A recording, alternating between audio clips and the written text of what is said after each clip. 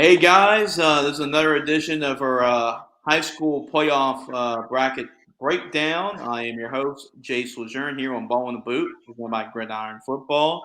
And I'm joined by Alex Allison, Daryl Felker, and Grant Sachere of Crescent City Sports and Rigorous Sports Media. Make sure to give Grant a follow. Appreciate his time for spending a couple hours. Trust me, this takes a couple hours. I mean, going through all the playoff brackets, everybody can relate that. So I appreciate everybody's time on the show for sure. So, guys, let's go and break this one down. Hopefully, we can be a record here of 18 minutes or so far. So, let's see if we can break it here. Well, Haynesville, let's just say, no, didn't have to sweat too much in their playoff game, 61-0. By the way, if y'all keeping track at home, they've outscored opponents 464-84 all season long. Now they got to play Welsh, who didn't play last week because they won in advance by forfeit after Faraday was eliminated from the playoffs after a brawl took place during the game, and because of LCC rules, they had to forfeit. So Welsh got the bye, the weird random bye in the middle of the playoffs. So they'll take on Haynesville. Congratulations, Welsh. Hopefully you got the rest because you got to take on Haynesville. All right, a big upset here. General Trask able to upset North Iberville. Now, no lot of us were able to call that one, but General Trask was able to defeat North Iberville 38-6.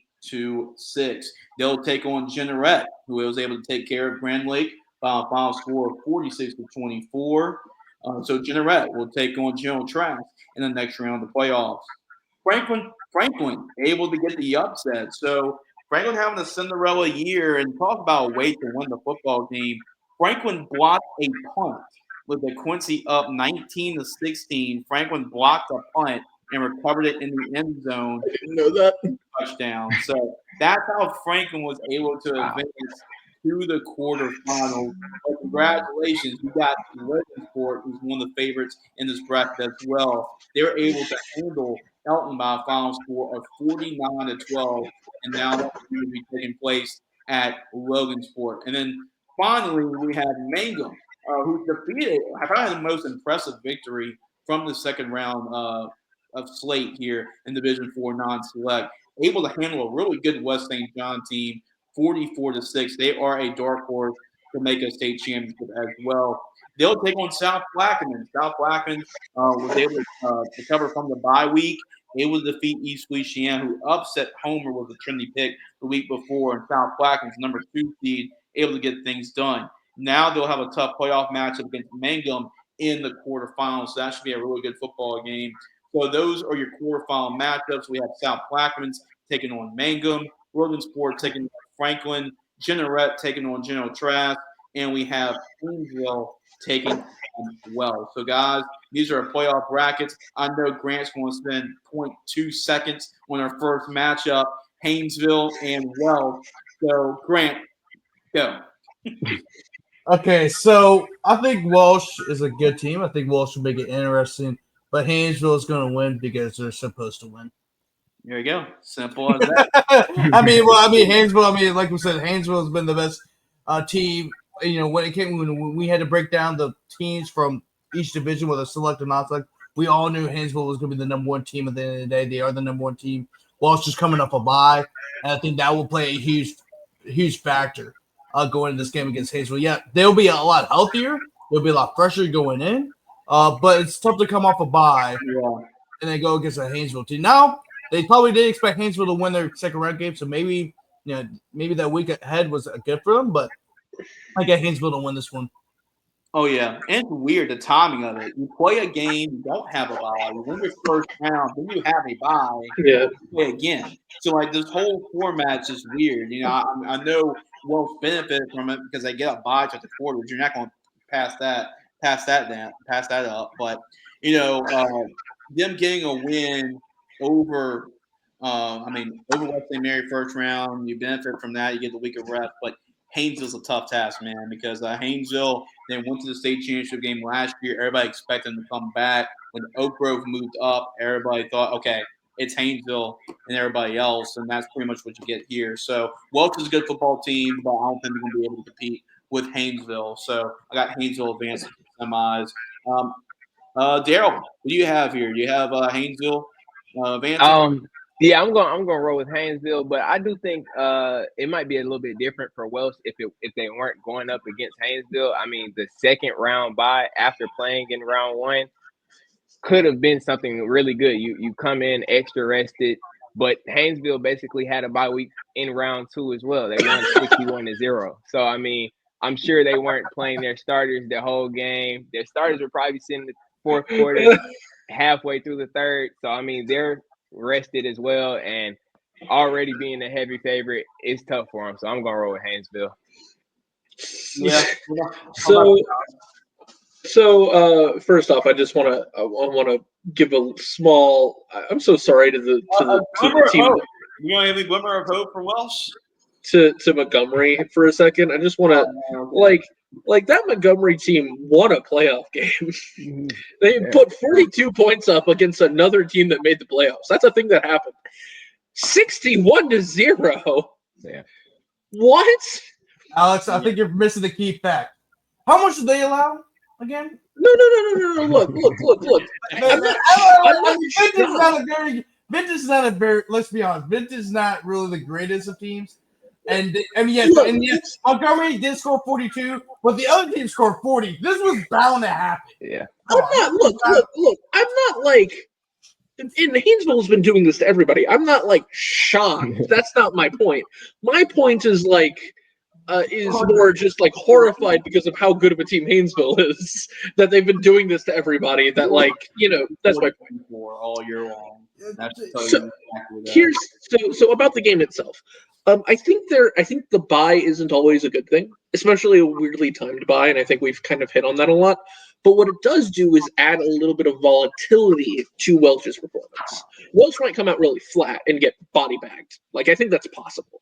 But it's also possible that they really make use of the bye and end up, basically bringing 100% of their team, bringing their A-plus effort, their A-plus game to the matchup. So if there's a time Haynesville's going to get knocked off, I guess you could make an argument for it being now, but it's not going to happen. It's going to be Haynesville that wins, in my opinion. The only thing I'm intrigued by is do they have to go through any sort of adversity in this bracket? Is there going to be a game where they don't play their best and they are in a tussle, have to overcome some adversity because they haven't dealt with it this year. So how do they do with that if they get to that point? But I'm not sure if it happens or not. But yeah, I mean, everybody can say I think we've spent too much time on this game. Maybe. Sorry. To advance. So Welsh is a good team, but that's a tough ask for them. Now, General Trask, like you said, Anthony, you called this one. I mean, General Trask is a more experienced team in the playoffs. Amani Williams had a really good football game for them, for General Trask. I believe he had, like 100 yards rushing, I believe, in this football game. Actually, Amani Williams and Anton Davis had 5 touchdowns apiece. North Riverville fumbled the football 5 times, and that will hurt. That will hurt you. But I'm intrigued by the playoff matchup, Grant, because North General Trask, they're a trendy team at the number 12 seed. They can make a run. They scored 64 points against Centerville. They made some deep playoff runs before with Coach Toriano Wells. And Jeanerette, also, they made the quarterfinals last year. They defeated Grand Lake 46-24. But this should be an intriguing matchup. Who you're leaning with here, Grant? Yeah, I'm gonna. This is a tough matchup for Jeanerette. I actually had General Trask going this far. I expected him to go this far. I've also had Jeanerette going farther. I think I had Jeanerette going to the semifinals. I think this would be a very interesting game, but both these teams are very talented. Jeanerette still has a lot coming back from the team that went to the quarterfinals last year, I believe, for the first time in their school's history, or if not the first time in the school's history, I think the first time in 60, 70 years. So there's some crazy number of years, something like that. But I expect Jeanerette to win this game. I think it's going to be a close one. But I think it's going to be like something, and it's going to be scored in the 30s because they both have really talented players, explosive, fast players. But I'm going to pick the Degenerate Tigers to advance to the semifinals. Maybe for the first time in the school history, I gotta look it up, but it's. Yeah. I mean, this is kind of history in the making. That game, I Yeah. think, for either team. Yeah, it is. That's a good point you made because this team hasn't had a lot of success. Before last year, thinking about it, but I think they have a little bit more talent than General Trask. But General Trask has been a little bit more proven in making these playoff runs before. We see him make the finals a couple of times. They'll usually fall to like a Manny. They'll run into Manny and get knocked out around the semifinal time. But this is a team that's made some deep runs before. That's going to be my question here: is how does General Red play in the type of game where they haven't had as many chances as these as far as experience goes compared to General Trask.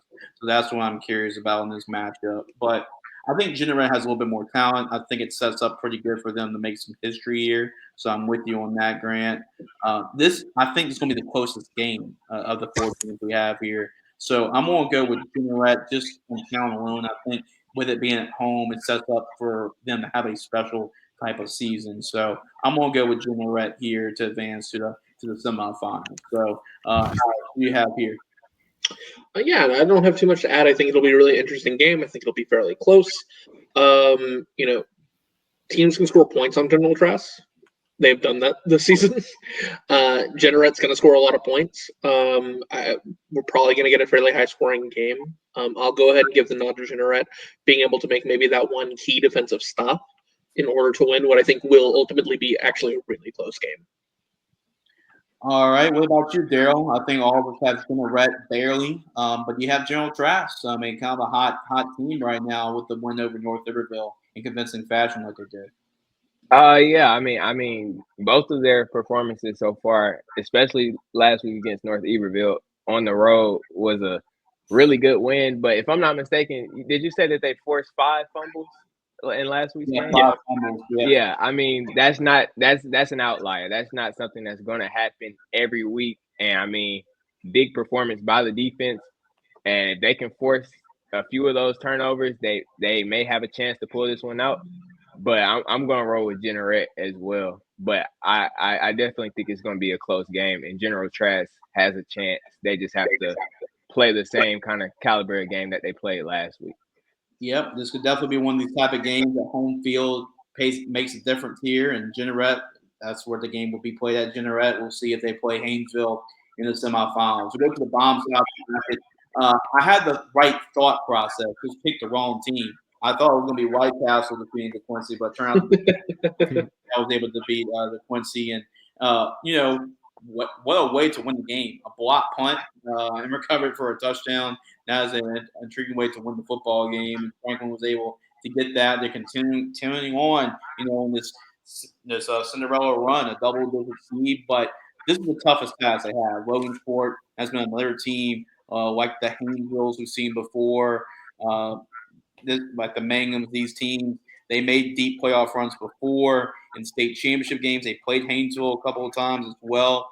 Like the Homers of the world, they played Homer a couple of years ago. Coach McGee does a great job with this team, able to take care of Elton with a pretty ease here as well. I think it sets up pretty good for Logan Sport here. What do you think about this, Grant? Do you think Logan Sport takes care of business, or Franklin making another run at this?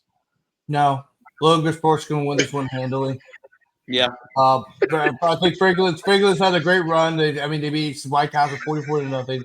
They beat the Quincy 22-19 in great fashion. That was a huge upset. But I think Logan Sport, they just this is a different. I mean, Logan Sport is better than the two teams that they just beat. Yeah. And they're doing it on the road once again. So you got to factor that in as well. Give me Logan Sport to win this one and advance to the semifinals. I agree with you, Grant. It's going to strike midnight pretty early, by the way. I don't think this game is even close because Franklin's had a great run, but those are two winnable games. White Castle and the Quincy, that number 3 seed's kind of misleading there, too. But Logansport is a really good football team, man, and they've been dominating their opponents. Coach McGee has won 100 games over there. He's won state championships over there.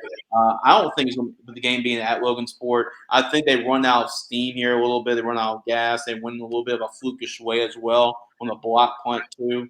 Uh, this game is screaming Logansport in a blowout here, and that's what I'm gonna go with.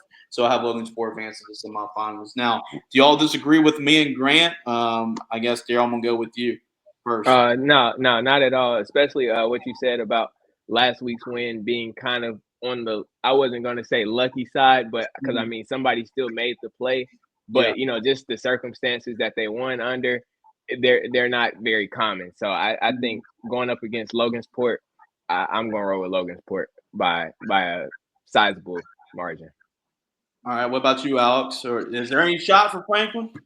I think, of course there's a shot, right? I mean, ultimately, when you have a team that wins the way Franklin has the last 2 weeks, the blowout win, and then the kind of insane miracle win last week, I feel like this is one of those games that might be like you're going to get a little bit of an upswell of support for Franklin because there's this like team of destiny feeling, right?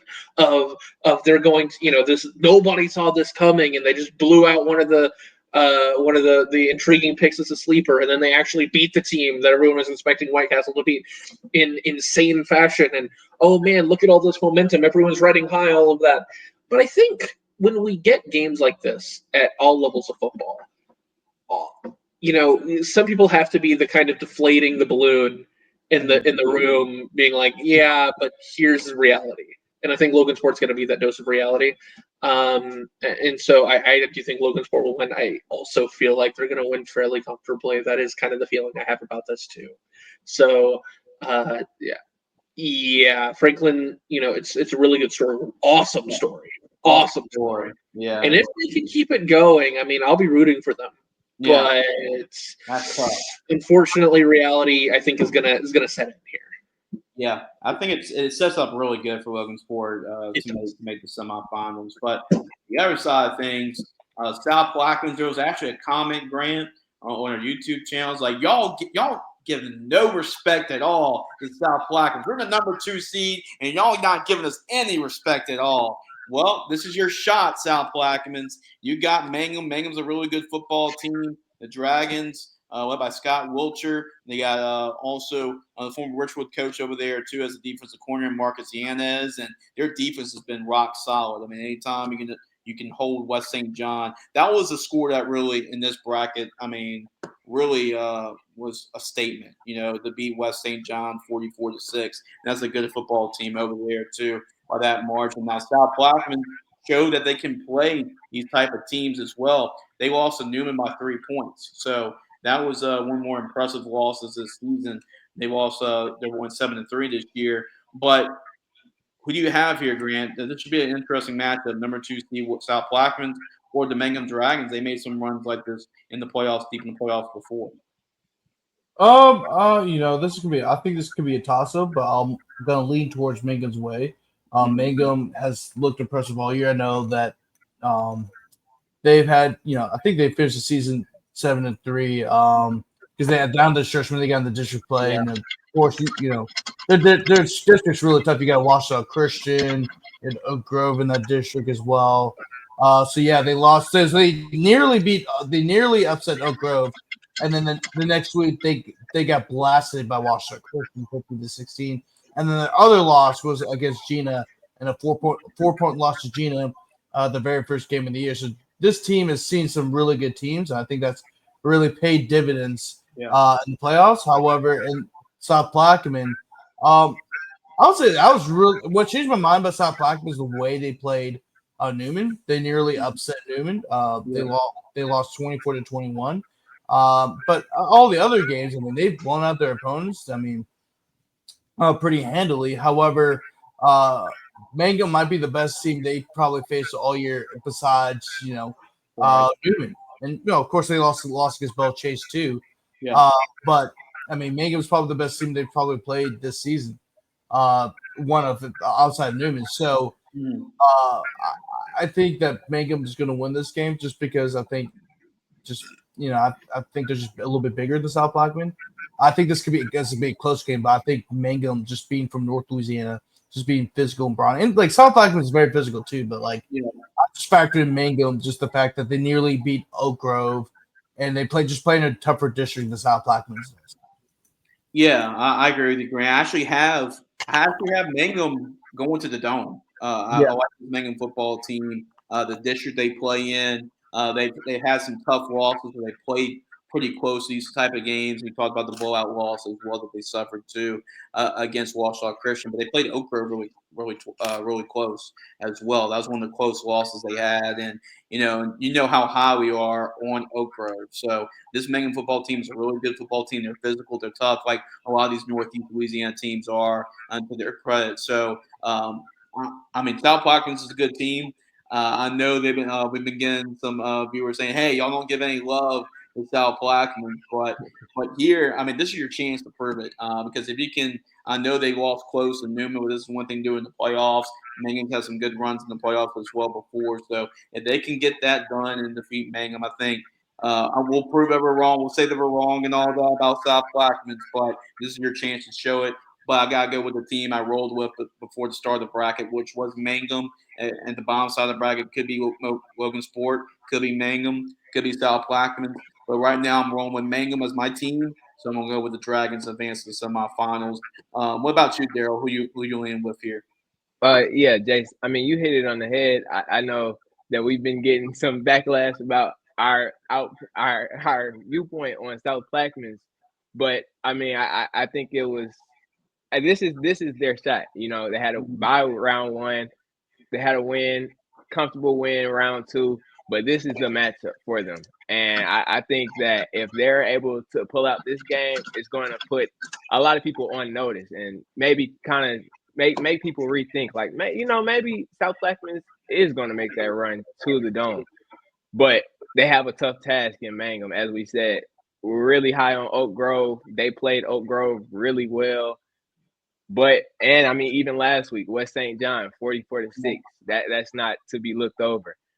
So I mean, it's a home game for South Plaquemines, though. If they, I'm not sure how the atmosphere is there, but if they show up to play, use that home field advantage, play their best game, I think they can pull it out. And I'm gonna roll with Mangum, but I'd love to see South Plaquemines win as well. I think this is going to be a really good game.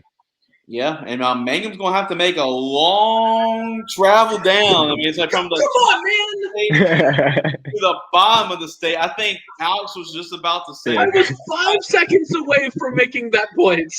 I'm gonna let you have your piece about it. Go ahead and talk about it because I think I just read your mind. Give me South Plaquemine to win the game. Oh, okay. In a really, really close game and a toss-up, I'm going to give them their love. Respect. See, give them their respect. Yeah, there we go. The road trip's gonna matter because I grew up down south in a city where those North Louisiana cities are a 5-hour road trip, and it is miserable making that road trip up or down the state. And I was still 3 hours away from South Plaquemine. Yeah, this is ludicrous. It is this is where South Plaquemine is. It's like literally in the Gulf of Mexico. South Plaquemine is practically like a beachside property by this point. It is so far down south, and it is such a long road trip. Such a ludicrously long road trip. That makes a huge difference. Another aspect of this, and I don't know, I feel like sometimes we don't appreciate this enough, is the volatility of high school kids. This happens a lot in college football too, where you'll get these wild swings in play from these teams. They'll just crush someone one week and then turn around and lose the next week, or lose the game inexplicably one week and turn around and beat their big rival that's like a playoff team the next week. Same thing is true in high school football. Mangum just played their 100th percentile outcome against West St. John. Yep. They just crushed a really solid West St. John team. I think we all expected Mangum to probably win. I actually don't remember what my picks were last week, but I think we all kind of expected Mangum to win. Yeah, I even I have don't Bengals think, and Holmes. That tells you Yeah. there. I mean, I don't think we expected Mangum to win the game by 35 or 38 points. right. And so that's a huge statement. But these are high school kids. I don't think we're going to get that level of dominant performance every week from a football team. So I think it's going to be a really close game. I think it's going to be a really good game. But I'll give South Plaquemine the respect they deserve. I will go ahead and pick them for the game. We got the So it's stuff like that. You say, well, we don't expect every week to have our team to have a dominant performance. This man has not gotten the car experience. That's part of the problem. He has not gotten the car experience. Well, I mean, actually, it's part of my point is actually exactly that this is it felt a little bit uncharacteristic. Is Yeah. that we weren't necessarily expecting them to be this good, and so you might be expecting more volatility. And Nakar goes and crushes everyone by 30. Okay, they're just crushing everyone by 30. I mean, yeah. they're just way better than everyone else. But you have a very good Mangum team that plays like Carr for a week or whatever, and you're like, well, they're not going to do that every week. So, but I do get what you mean. Make him on a good night would never be Carr on a good night. Okay, No, really, no. Carr. There's like Carr on a sloppy night is like 42-14. Yeah. Was not my point. Yeah. But I know, but that's my point. But like, I know that's what your point. But I was just saying is like, let's not compare teams to Carr because Carr is on a different level than a lot of teams. I meant that they beat the crap out of a team the way Carr does that to everyone. Would be. That's the But point. my point is like, yeah, but Sure. even that is like, that's saying a lot. That's my point. I'm not saying that your point's wrong or anything. My point is like, even on Sure. even a good night for Carl, like a sloppy night with Carl would be like 35-14. That's There's a part of me that wishes this was like a live stream thing that we're just doing all of them together because this would be a perfect segue because we're covering Car's bracket next. Yeah, that's really the next we're talking about. So it's a great segue to that. We'll see how the travel affects. And we went from the top of the state to the bottom in the Gulf. We're talking about the South Plaquemine. So we'll see how that travel affects them. But these are your quarterfinal matches one more time. South Plaquemines will take on Mangum. Williamsport will take on Franklin. Jeanneret will take on General Trask. And Haynesville will take on Welsh. Grant, before we wrap up the non-select side, give a shout out to Crescent City Sports and some of your work there before we wrap up non-select side of the bracket. Oh yeah, no problem. So yeah, of course, GirlCitySports.com. Of course, every week we're gonna have high school content over there. Whether it's feature articles, game articles, stuff like that. They also do a lot of college football as well. The Saints, the Pelicans, you name it, anything to do with anything that is of in the New Orleans area. We're gonna cover it. LSU, I know it's not the New Orleans area, but a whole lot of people down here in New Orleans do care about LSU, and they do also they care about Tulane a whole lot too. Now that Tulane, they're in the college football playoff. Yeah. Which is kind of weird because LSU's not in, but Tulane is. But it says a lot about the job that the administration of Tulane has done in making sure Tulane's a relevant program year in and year out. When that wasn't the case 10 years ago. Tulane's going to be the biggest UNLV fans of all time next week. Oh yeah, definitely. Oh yeah. Hey, I'm cheering for UNLV. I'm not even Tulane. My dad is a Tulane grad, so I'm used to like Tulane. But like my thing is like, I want to see if LSU's not going to get in. Hell, get just Tulane. Flavor. Yeah. Flavor in it. So I'm all for it. But yeah, obviously check out Crescent City Sports. They do an awesome job. Make sure to check out our content as well, GridironFootballUSA.com. That's where you can find the show. You can also find our YouTube channel as well. So subscribe to it and check out all of our other playoff bracket breakdowns if you like what you see here. So for Alex, for Daryl, for Grant, we'll check you out next time on another edition of our playoff bracket breakdowns here on Ballin in the Booth.